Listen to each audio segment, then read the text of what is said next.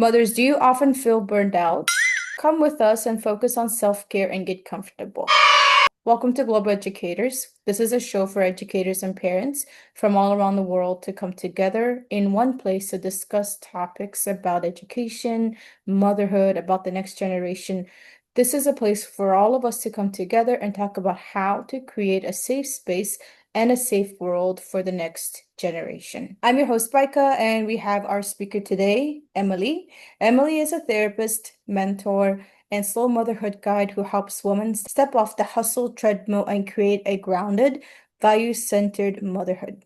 Drawing on her own journey from overwhelm to presence, she supports mothers in reclaiming space, calm, and joy in daily life. For years, she chased achievement and tried to do it all, a pattern familiar to many high-achieving moms. After experiencing a lot of burnt out, she discovered that slow living, not a curated aesthetic, but as a radical practice of aligning life with values, setting boundaries, and honoring what truly matters. So, we're going to be talking about how she discovered slow living and how that has helped her with her being a mother. She also has a background with working with teens. So, anyone who is a educator or a mom, if you're working with teenagers every day, this is going to be a very good, helpful episode for anyone who works with the young generation. Let's hear from our speaker.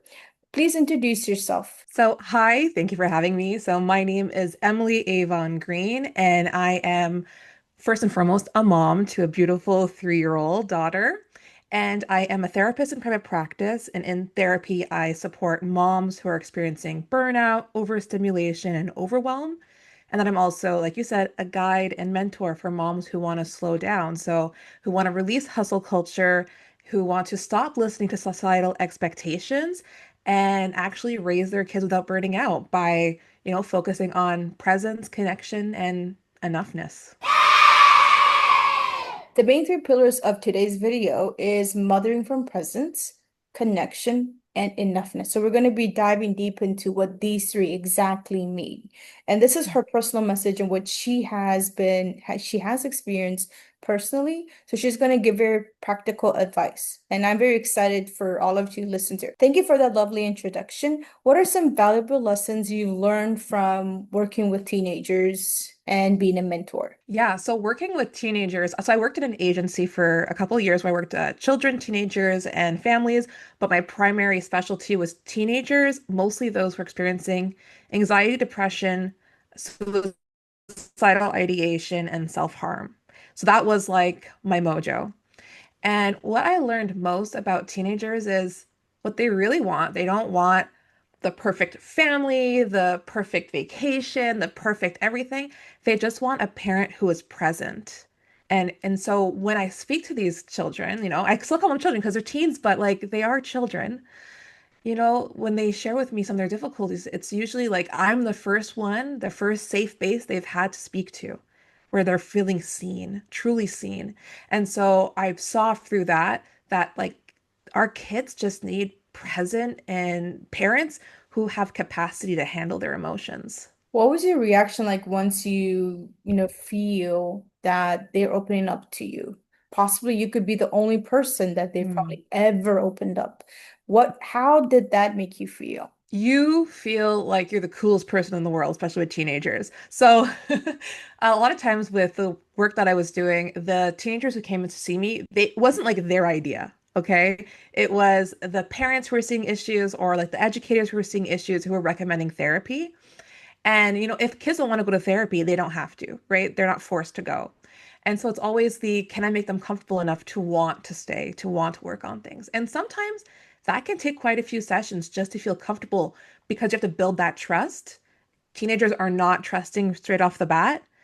So when you do get that trust and they start opening up and you figure out the tools that work best with them, I found that I worked a lot with LGBTQ plus teens, and anything art related spoke to them really well. And when they start opening up and they let you into your world, you're just like, dang, I'm cool. I was like, this is so amazing to see this glimpse. And so I loved working with teens. They're so fun. Like when you really get to know these kids, even the ones that would come to me and I was told, oh, they're like difficult, because that's what I would hear. They're difficult kids.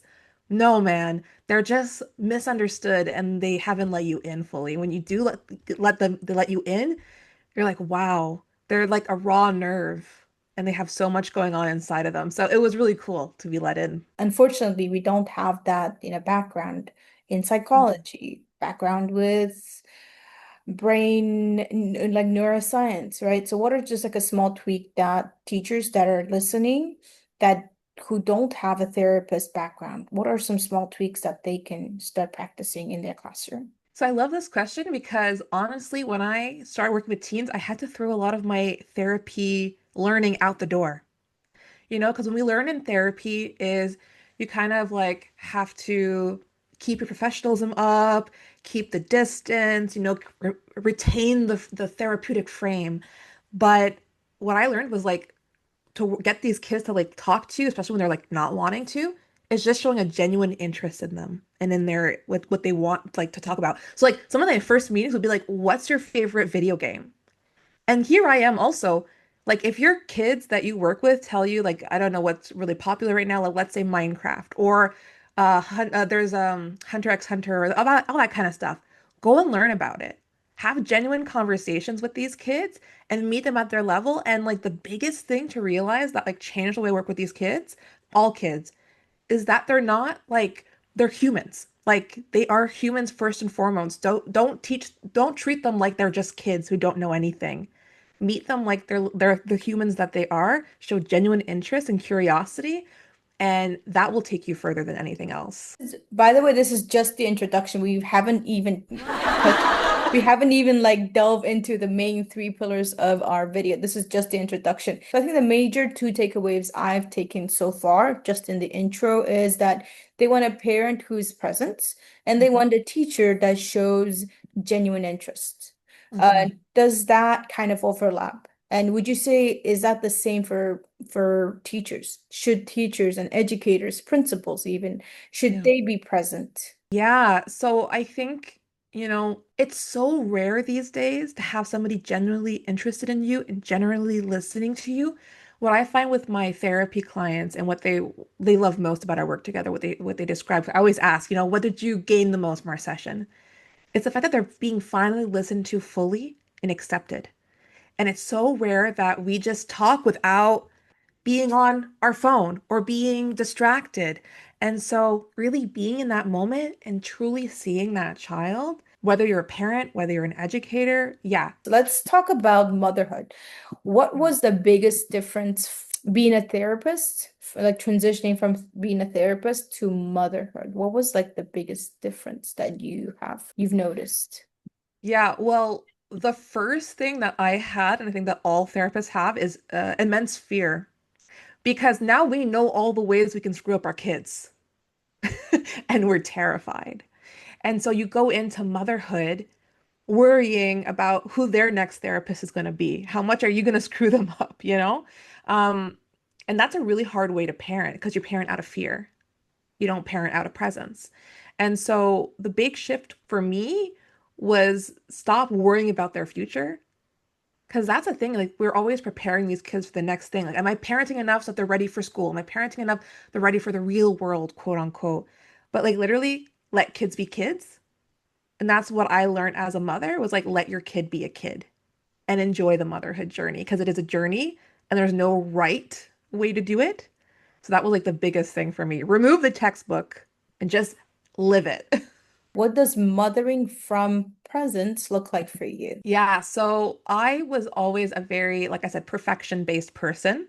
So I always sought perfection in all things. And so when you're living in perfection, you're living in the future, you're not living in the present. And so it was really taking the time to sit with my daughter and be with her. And when we had a pre-call yesterday, I discussed how like my thing is like if I'm laying on the floor in her bedroom at 2 a.m. because she can't sleep and I'm holding her hand, I'm in that moment. I look at her eyes, I look at her face, I remember her voice. And with presence, a lot of the time is we think like We think that, just sitting on the couch with your child is enough. It's not. It's really the interaction. So I'm always talking to her. If we're in the car, I'm literally talking to her the whole time. Even when she was a baby, I'm in that moment with her fully. That's beautiful. Why is that crucial for the child, for the mom to be just in the moment, in the tiniest details possible? It might like seem like probably quite repetitive, right? For us, like once you do it every day, Yeah. you might think, oh, this is probably boring for the child, right? But like why is that like important for the children, for hmm parents or teachers to just be in the moment? Yeah. So it kind of ties back a bit to what I said before, where being present with the kids is the best way to connect with them because that is what they're craving. That's what they've told me they crave in those therapy sessions. And it's a quality time. So it's not just being in the same room, it's really the connection because children need connection. Life happens in the small moments. That's what I want to say. Life happens in the small moments. We often think that life happens in the big moments. Sometimes I have moms who tell me, like, I worry I'm not taking them on enough vacations. We're not doing enough activities. We're not, our birthdays aren't big enough. That is not what these kids remember. They remember the small moments. And so I have kids who tell me about the moments where they were sick on the couch with their parent and they were just being cared for. They remember one thing that we do in our home that I hope that she remembers that I remember very well is when my husband mows the lawn, we have like little flowers or like wildflowers that grow, and he'll mow around them, and then we'll go and pick them together. And so those are the memory making moments, not just the Disneyland trips and all that. It's the small moments because those big moments, they're just like large rocks, but it's all the small moments that make up a life. The next part is about slowing down. This is like I Mm, think a huge part of today's episode. yeah. So what is like the moment you told yourself, okay, I need to slow down? Yeah. So for me, there were like two moments. There was the moment that I embraced slow living, and then there's a moment that I embraced slow motherhood. So I was an overachiever. I got my self-worth from like doing and being seen as productive and good. Um, and in 2021, I completely and utterly burnt out from my agency job. I was a shadow of myself. I was off work for 6 months. The first 3 months, I was sitting on the couch with an indent of my bum on the couch. And then the next 3 months was a lot of healing and a lot of me telling myself, there's got to be more to life than this. Like this can't be it, where you work so hard you can barely even function. And during that time, I learned about slow living, which is, living your life through your values, focusing on what matters most, and, caring for yourself and prioritizing your well-being. And so I was all on I had sipped the slow living Kool-Aid, as I like to say. And then I got pregnant and I was off work. And then all the mom stuff came in, which you're prepared for, but you're never really prepared for. And then so the mom guilt, the mom shame, the mom everything. And I went back to work and I started going back into old patterns. And the big moment where I truly completely embraced slow motherhood and slow living is it was 7 p.m. in an evening session. I had just finished with a client. I was in the conference room writing up some notes, and I'm like, it's 7 p.m. I just missed another bedtime, another bath time, another sleep time with my daughter. I had only seen her very shortly in the morning to bring her to daycare. And this was like a constant thing where I was missing time with her. And I was like, I did not become a mother to miss this time. And at that time, I was also building a private practice on the side, but I was too scared to leave my job and do it fully. And I went, I'm choosing me. I'm choosing my daughter. I wrote my resignation letter on the spot, sent it 7 p.m. at night. And the rest is history. And now I like scream from the rooftops that like we need to slow down and because I've seen how it helped me. Amazing. So did you see instant changes in your personal life, in your personal mental health, well-being? Yeah. So it's always like a bit of a journey, right? So you start, funny enough, slowly, right, with slow shifts. But those add up over time. And for me, the big thing is I have a diagnosis of generalized anxiety disorder. And when I had my baby, I had postpartum anxiety and depression. So I was going through it. But when and I was known as the anxious Emily. That was like my if you were to talk to my friends and family, they were worried for me. They were worried for me. But when I slowed down, like I'm not focused on the future anymore because anxiety is very future oriented. I'm focused on the present. And so I'm actually like really enjoying my life now. Like I can tell you, like I love the life that I have. I love the work that I do. I see friends more often than ever because connection is so important to me. Um, and I am not as anxious. Am I not anxious at all? Hello, I have anxiety disorder. Like it's not gonna go, but I can handle it much better. And my mom, I was talking to her on the phone the other day, and she's like, "I'm so happy I don't have to worry about you anymore." And I was like, "Wow, yeah, it's sad." Like she was worrying about me because I was just so unwell, and now she's like, "I'm so happy that you're happy, and it's evident." So it was really nice. When parents, moms or dads, even teachers, like if they slow down, how can that benefit our children?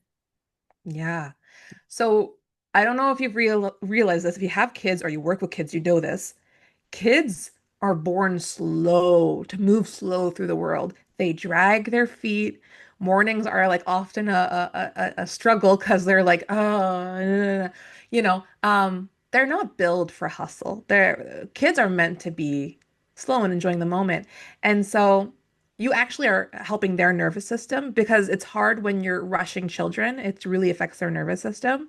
So when you slow down, you build in buffers. So that's often what I say is like, if you have to bring your kid in the morning and they're slow in the morning, instead of rushing them, what if you build in buffers where you're getting ready a little bit earlier? And so that way you can, so it helps the children really with their nervous system. It can decrease the anxiety and the, you know, you've probably seen it with, you work with kids. The more you can create space for them, the better they are, the more you can press time, the harder it is for them to manage their own emotions and capacity. I don't know if you've noticed that with your kids that you work with. Yes. So what I do is like I give them a closer deadline. I know they're not going to achieve it. I know it. Mhm. But if I give them, okay, I'll give you 3 more days, I'm like, oh my God, Miss Vaika, you're the best teacher ever. Like, I kind of know, because like you said, I completely agree with you Mhm. that students, kids, doesn't matter what age, they're slower. They're not Mhm. like, doesn't matter what kind of neurodiversity they have, but the majority of students always hand in their homework late. Not always, Mhm. but like I would say the majority of the time. If I give them 1 or 2 extra days, that that really lights them up. They like to Yeah. take things slow. It's done, but they're also hard on themselves. Their homework is usually done. It's usually already ready to be handed in, but they're like, "Ah, I just want to like change this part. I want to change this part," or if I give them just 1 or 2 days, that just makes their whole life better. So, And yeah, you're touching on something really important. What I've noticed a lot with the kids that I was working with is these children, even like I was seeing 8-year-olds, they are so stressed. They're stressed about their future, they're stressed about their homework. Um, we put so much pressure on these kids to perform oftentimes that, I see a lot of kids with socialized anxiety as well, when they have to do presentations and stuff like that. These kids shouldn't be having these adult fears of not getting work done. Like, I think it's important to get work, but like you said, the work is done. The work is done, and that's the important part. And so I love that you're giving them some space and honoring their needs because it's what I was seeing was we got a really big influx, especially since COVID. We got a really big influx of children with stress, and it was very sad to see. now this is our second part of our podcast. This is connection. Mm. Everyone might have a different definition for what connection is. What is your definition? But let's listen what Emily's definition of connection is for mothers. So yeah, you're right because connection is so different. How we can see it as, well, I'm connected because I'm texting you, or I'm connected because, we're in a group setting together. But for me, connection really translates to quality time. And when I was working at the agency, At one point, I was being trained by someone who specialized with children who had behavioral issues. So their parents are bringing them in because they have behavioral issues, most likely at school, sometimes at home. And these children usually had a diagnosis of ADHD, ADD, autism, oppositional defiant disorder. And she wouldn't work with the kid. She'd work with the parents first. And one of the main things she would do is she would evaluate how their quality time is together. And she would tell me, and it was because I was like, sometimes it'd be like, oh, we watch TV together. That does not equate quality time. You're not communicating, you're not sharing. And now I know with a child, it can be really difficult. I have a 3-year-old, but that's, you'll connect through play, you know? But really again, connection is presence, it's quality time, whether that be with your child, whether it be with friends, colleagues, yourself. Because a lot of us don't even connect with ourselves. We numb out so we don't have to listen to our own thoughts. So quality time is how I would define it. Is it important for mothers to connect with other mothers? Yes, very important. Well, being a human nowadays is so isolating. Being a mother is extra isolating because sometimes we have so many roles and we are just overworking ourselves with all the things we have to do that we tend to self-isolate or we tend to fear that we'll be judged. We tend to compare ourselves to others. And so we don't tell each other the nitty-gritties. But what I found is whenever, with therapy, I'm going to use my therapy jargon here. One of the best things for well-being is when you can have social supports, right? Social supports meaning people in your environment that can support you uh, emotionally, uh, and mentally. So when you connect with other mothers, you feel less alone, you support each other, and you actually push each other to take care of ourselves. So I've seen so many moms, I'll recommend that they get social support from other moms, and then suddenly they're doing events together. They're going on camping trips together. They're going to spa days together. Now, you don't have to do that. For me and my mom friends, I was going for a walk in the park, just talking. And it feels so good to not feel alone. In our call yesterday, you mentioned mothers are the heart of the community. I think this is extremely beautiful. I would like to hear more. Yeah. So I think we can all agree, and maybe you don't, but moms are the heart of the families. I think that is pretty true because we are the caregivers, we are the doers, we are the ones who see the issues and take action. If you're, I'm going to give like silly examples right now because I feel like the silly examples are the ones that connect the most. If your playground is not set up well for the kids and maybe something's dangerous on it, who's making the phone calls? Who's dealing with the issue? I'm going to be speaking at a conference this weekend. It's a conference for moms, and it was set up by a mom who wanted to support other moms.